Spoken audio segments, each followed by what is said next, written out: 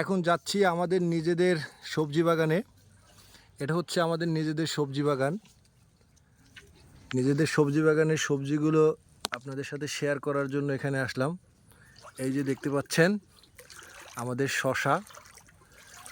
শশাগুলো কত বড় হয়ে গিয়েছে, এটা এখন মাটির সাথে লেগে যাচ্ছে। আব্বু আসছে এখন এটার নিচে একটু জাগিয়ে দিতে, কারণ যদি না জাগিয়ে দেওয়া হয় তাহলে নষ্ট হয়ে যাবে। সুন্দর করে ওই যে কাঠ দিয়ে শশাটাকে জাগাই দিচ্ছে। এই যে এই আর একটা শশা হয়েছে, এরকম অনেকগুলো শশা আছে, ছোট ছোট বড় বড়। আবার শশাটা কয় ফুট কতটুকু হবে? 4 কেজি। 4 কেজি।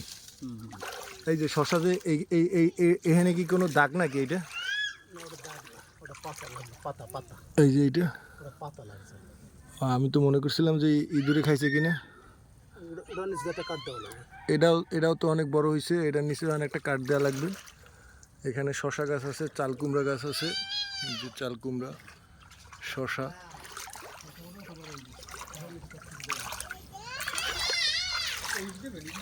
এই নিজেদের শশা গাছের শশাগুলো খেতে আসলেই ভালো লাগে।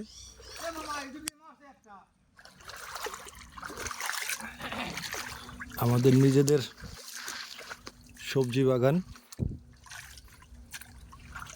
এখানে আমার এক ভাই এই বাগানটা তারই বাগান দেখাশোনা করে।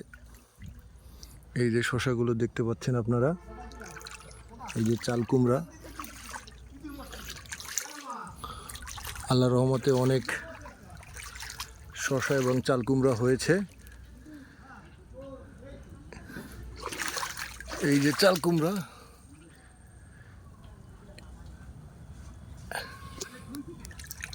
আজকে চাল কুমড়া খাওয়া হবে, চাল কুমড়া শাক খাওয়া হবে।